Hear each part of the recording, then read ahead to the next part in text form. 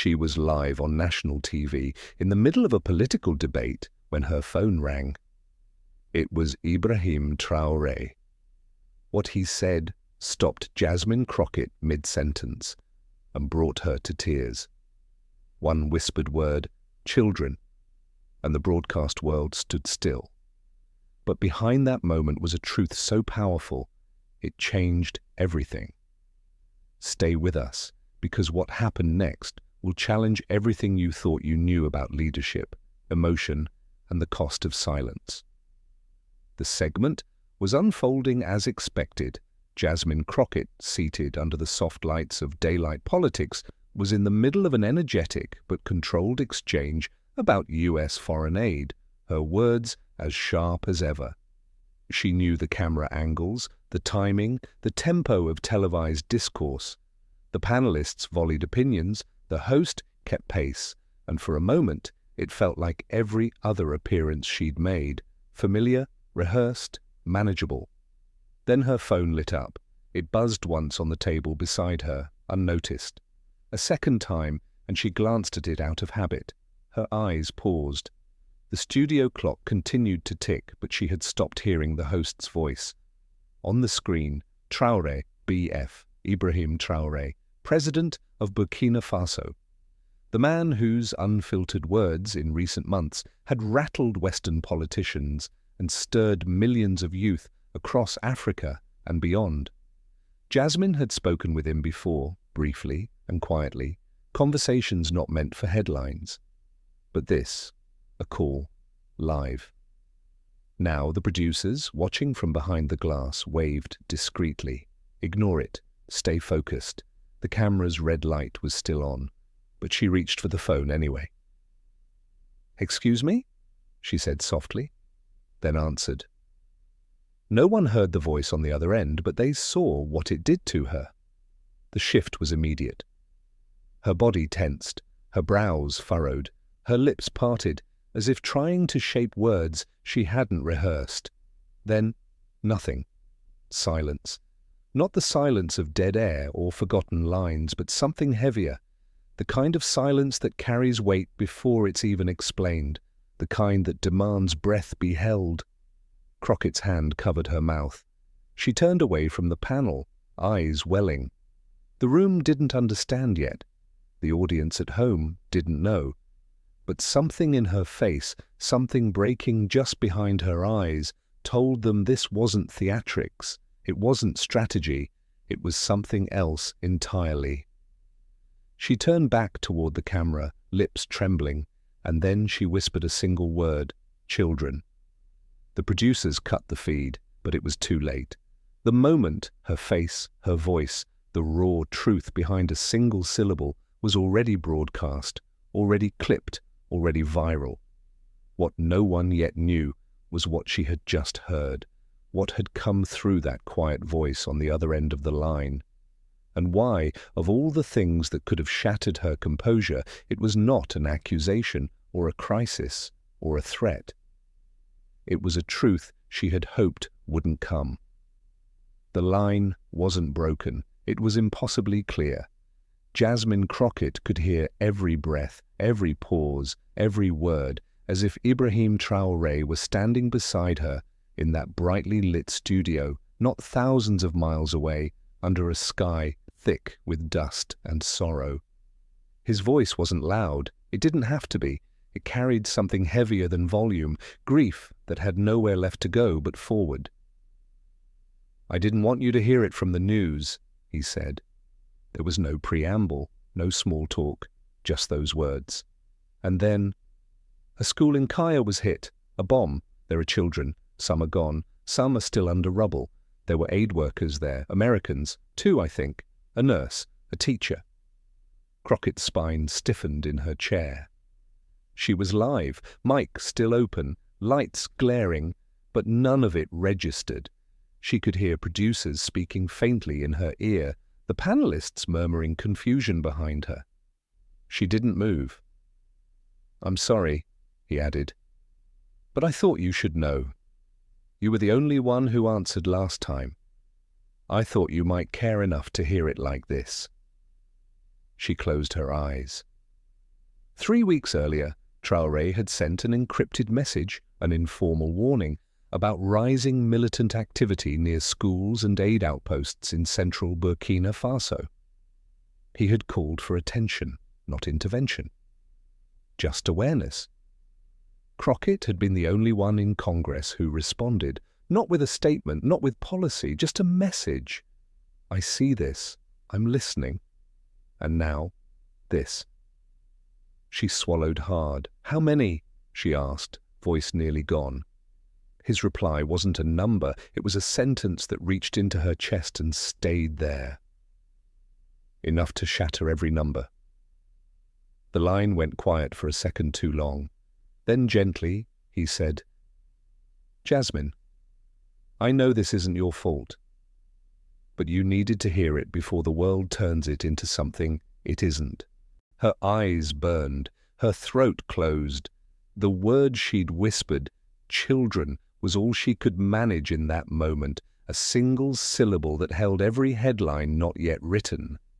And somehow, amid the tragedy, there was something deeper taking shape in her, a realization that truth isn't always presented in polished speeches or televised hearings.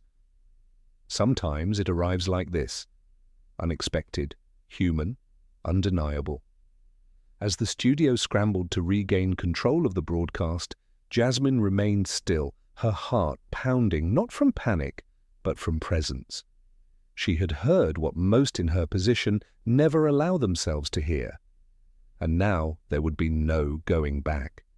The footage was only 27 seconds long, but it didn't need to be longer.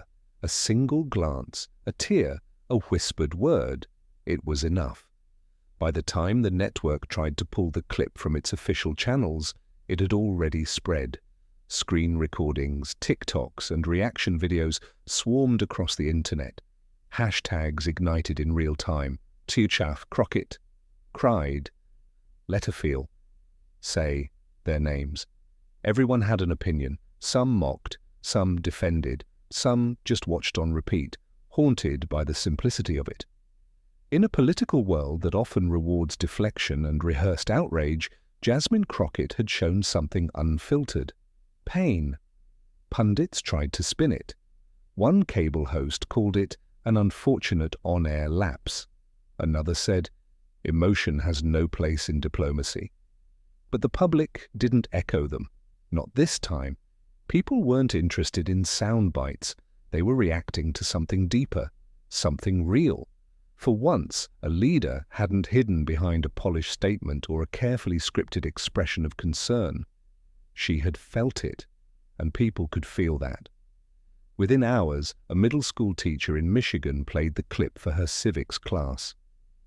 What does it mean, she asked her students, for a leader to feel? In Lagos, a radio host opened his show by saying, "It was not weakness you saw on her face. It was the first honest reaction we've gotten from the West in a decade." Even in Washington, Capitol staffers whispered, "Did you see it?" as if discussing a rare solar eclipse. And then, late that night, Jasmine released a statement. No video, no press release, just a handwritten note posted to her official account. "We cry not because we are weak," she wrote, "but because we refuse to be numb." There were no filters, no hashtags, just her own handwriting, unedited and imperfect. That, too, went viral. She wasn't trying to become a symbol, she wasn't trying to start a movement. But something had shifted. People began sharing their own stories of grief, of silence, of feeling too much and being told to feel less. And somewhere across the world, in a quiet office in Ouagadougou, Ibrahim Traoré read the same post and said to one of his aides, "They're listening now." Not because she raised her voice, but because she let it break. The headlines didn't matter to her anymore. Not the TV debates, not the clickbait thumbnails dissecting her tear frame by frame. Jasmine Crockett had stopped paying attention to noise and started paying attention to people. In the days following the live broadcast, she met not with reporters or lobbyists, but with the ones who rarely get invited into Washington's inner rooms. At a small church basement in southeast DC, she sat in a circle with African diaspora leaders, community organizers, and relatives of foreign aid workers who had served overseas. She didn't come to speak, she came to listen. For 3 hours, she said nothing except, "Thank you," and "Tell me more." One mother whose son had volunteered in Burkina Faso's rural health clinic said softly, "They don't know how much we lose until it shows up on American soil or American screens." Jasmine nodded, eyes lowered. "That's why I didn't hang up," she said, "even though I was live. I needed people to hear it with me." Meanwhile, across the ocean, in a modest town hall in Ouagadougou, Ibrahim Traoré addressed a room of grieving mothers whose children had been killed in the Kaya bombing. He didn't stand at a podium. He stood beside them. And when asked why he had called Jasmine during a live broadcast, he replied, "Because I knew she would pick up. Because grief should never arrive in silence." Word of the two gatherings travelled. But the power wasn't in the coverage, it was in the response. Crockett's office received thousands of messages, not just from Americans but from around the world. Nurses in Dakar, students in Toronto, pastors in Chicago, all saying the same thing. We saw ourselves in that moment. And for once, someone didn't look away. She didn't stop there. Quietly, she began working with a small team of policy advisors and grassroots leaders to draft a new legislative proposal, a reform bill aimed at ensuring transparency and accountability in how U.S. foreign aid is deployed and monitored in high-risk zones. But she didn't want her name on the bill alone. "Name it after someone who never had a microphone," she said. They called it the Aminata Bill, after a 6-year-old girl who died in the Kaya blast. Jasmine kept her photo taped to the inside of her notebook. In a university lecture hall in Atlanta, Jasmine finally spoke publicly again, not behind a podium, but sitting casually on a wooden chair at the front of the room. She told the students, "That call didn't destroy me. It reminded me why I'm here. If politics ever stops making you feel, then you're no longer fit to lead." The room was silent. Not out of confusion, but reverence. And somewhere, quietly watching the replay, Ibrahim Traoré smiled and said, "She felt it. She still feels it." 3 weeks later, Jasmine Crockett sat across from Stephen Colbert on the polished set of The Late Show. The laughter had quieted, the jokes paused. This wasn't the typical guest segment. This was different. Colbert leaned forward, tones softer than usual. "You made headlines for crying on national television. That doesn't happen much in politics. Do you regret it?" Jasmine didn't hesitate. "Not for a second," she said. "I regret that it took a tragedy for me to feel that deeply again, but not the feeling itself. And I don't regret letting the world see it." The audience applauded, not thunderously, but with sincerity. In a media landscape built on outrage, her vulnerability had broken through. Not as a calculated move, not as a tactic, but as a moment of unguarded human truth. And that truth was still rippling outward. In the weeks that followed the incident, Crockett's congressional office quietly adopted a new model for town halls, part listening circle, part accountability session. She no longer wanted to just present policies. She wanted to absorb stories, real ones, from those who rarely got the floor. Meanwhile, the Aminata Bill gained momentum. A bipartisan group co-sponsored it, moved by the simple idea that aid should never become a tool of invisibility. It was no longer just about reform, it was about recognition, about dignity, about making sure no more 6-year-old girls disappeared into rubble without their names being spoken in places of power. One afternoon, while preparing for a roundtable in Chicago, Jasmine received a letter in the mail. It was handwritten on simple paper. The return address, Ouagadougou. Inside was a message from Ibrahim Traoré. It read, "In a world where many shout to be heard, you chose to listen. You did not fix everything, but you didn't turn away. And that, to us, is leadership." "Thank you." She folded the letter slowly and sat with it in silence. Later that evening, she closed her remarks to a small community group with a line that would go on to be quoted, printed, and shared long after the applause faded. "If one tear can open one heart, it was worth it, because that means one more person saw what we weren't supposed to forget, that leadership is not the absence of emotion, it's the courage to carry it with you out loud." She didn't set out to be a symbol, but in a world starved for sincerity, Jasmine Crockett became something more powerful than a headline. She became proof that a heart still open is a force greater than fear. And sometimes all it takes to move a nation is to let yourself be moved first. Jasmine Crockett didn't plan to become a symbol. She didn't set out to go viral. In fact, on the day everything changed, she was doing what she had done countless times before, speaking on a political panel, offering insight, answering questions. But when a call from Ibrahim Traoré came through, live, unplanned, urgent, everything shifted. The words she heard weren't crafted for public statements. They were raw, tragic, and personal. A school had been bombed in Kaya, Burkina Faso. Children were gone. American aid workers had died.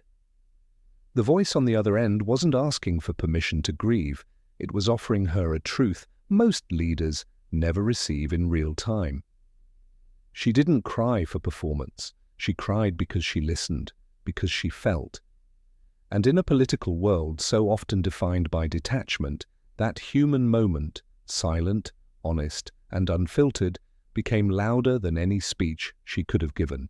What followed wasn't a rebrand or a publicity tour. It was a journey inward. Jasmine began seeking out unheard voices. She drafted legislation to protect the very people whose stories had broken her silence. And she turned one heartbreaking phone call into a platform for greater accountability and empathy. But the real transformation wasn't just institutional, it was personal. She began to lead with her heart, not despite her emotion, but because of it. This story is more than politics. It's about the power of showing up fully. It's about understanding that real leadership doesn't come from knowing all the answers. It comes from having the courage to feel the weight of the questions. In our own lives, we're often taught to hold back emotion, to seem strong, especially in moments of responsibility or leadership. But as Jasmine's story shows us, emotion is not something to suppress, it's something to honor. When we allow ourselves to feel deeply, whether it's grief, empathy, or outrage, we connect more honestly to the world around us.